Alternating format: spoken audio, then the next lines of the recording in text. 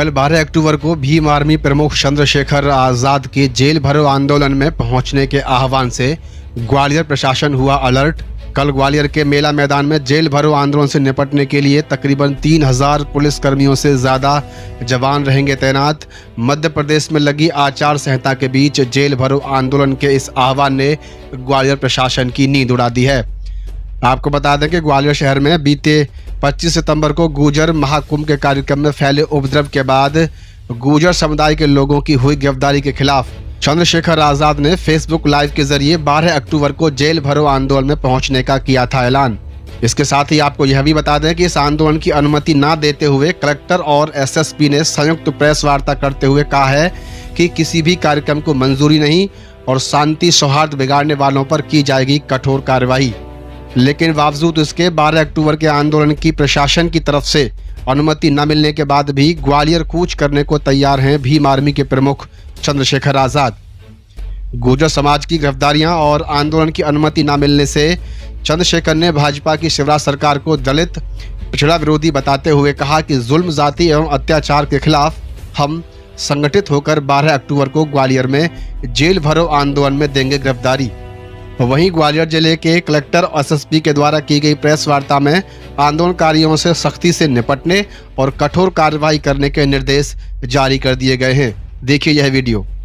और हम जो 12 तारीख की है इसमें चूँकि चुनाव आयोग के भी निर्देश हैं, बिना अनुमति की कोई सभा होगी तो उस पर कार्रवाई की जाएगी। जो विधिक कार्रवाई बनती है वो बिल्कुल कार्रवाई की जाएगी। उसकी पूरी तैयारी और पर्याप्त संख्या में फोर्स और नाकाबंदी सारी की जाएगी।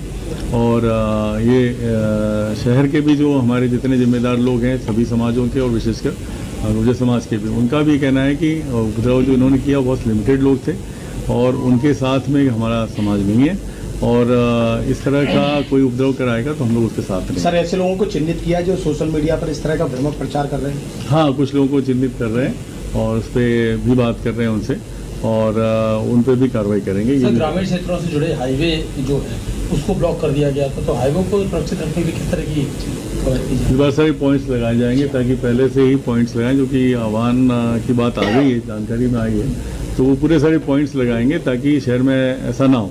और मैं सभी से अपील करूंगा कि चूंकि ग्वालियर है हमारा सबका अपना, तो कोई ऐसी चीज़ नहीं होना चाहिए जिससे कि समाज में वर्ग संघर्ष की बात आए या उपद्रव की बात आए, कानून व्यवस्था की स्थिति साथ मिले। तो मुझे पूरा उम्मीद है कि ग्वालियर के सारा प्रबुद्धजन जो है इसको सपोर्ट करेगा। टोटल कितने नामजद लोगों के खिलाफ एफआईआर हुई है?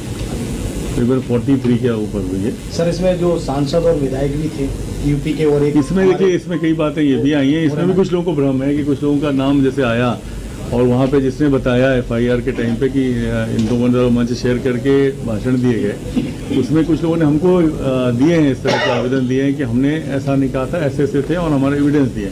हम उसको इन्वेस्टिगेशन में विचार कर रहे हैं। नाम आने से नहीं है कि हम उनको अरेस्ट ही करेंगे, उस पर भी विचार चल रहा है। और इसके लिए भी हमने कहा है कि सामान्यतः इन्वेस्टिगेशन का पार्ट रहता है, कोई व्यक्ति अपनी बात कहना चाहता है तो अपनी बात रख सकता है। उसमें कोई ऐसी बात नहीं कि कोई पर्टिकुलर समाज कम्युनिटी का है इसलिए। इसमें कई सारे लोग ऐसे ही पकड़ा है जो समाज के भी नहीं, लेकिन उनके कृत्य ऐसे दिखे वहाँ पर जिसकी वजह से वो कार्रवाई हुई उन पर, और जिनका क्रिमिनल रिकॉर्ड था उन पर भी कार्रवाई हुई। तो इसमें कोई ऐसी बात नहीं है कि कोई छांट के किसी पे व्यक्ति विशेष से कि समाज विशेष से कार्रवाई हो रही है। और यही मेरा कहना है कि चूंकि ये बातें बड़ी स्पष्ट हैं तो इन्वेस्टिगेशन में इसको देखा जा रहा है और ये सारा समाज चाहता है, हर समाज का वर्ग चाहता है कि जिन्होंने उस दिन कॉन्स्पिरेसी करके मारपीट की, तोड़फोड़ की, उन पर कार्रवाई हो और जिन पे नहीं है उस पर हम लोग विचार कर रहे हैं। हम सारी चीज़ों को शामिल कर रहे हैं उसमें, और इसलिए हमें उम्मीद है कि इस तरह का कोई बात नहीं कि हम जेल भरने के लिए लोगों को ढूंढ रहे हैं, और तो जेल भरो आंदोलन की ज़रूरत है। लेकिन अगर बिना अनुमति के कोई व्यक्ति आएगा तो उस पर कठोर विधिक कार्रवाई जो हो सकती है ज़रूर की जाएगी। अगर लगेगा क्योंकि लाइसेंस निरस्त कराने हैं तो वो भी कार्रवाई की जाएगी। और क्योंकि अगर जो चीज़ें बता दी गई हैं सबकी जानकारी में आ गई है तो उसके बाद उसको इससे वातावरण नहीं खराब होना चाहिए।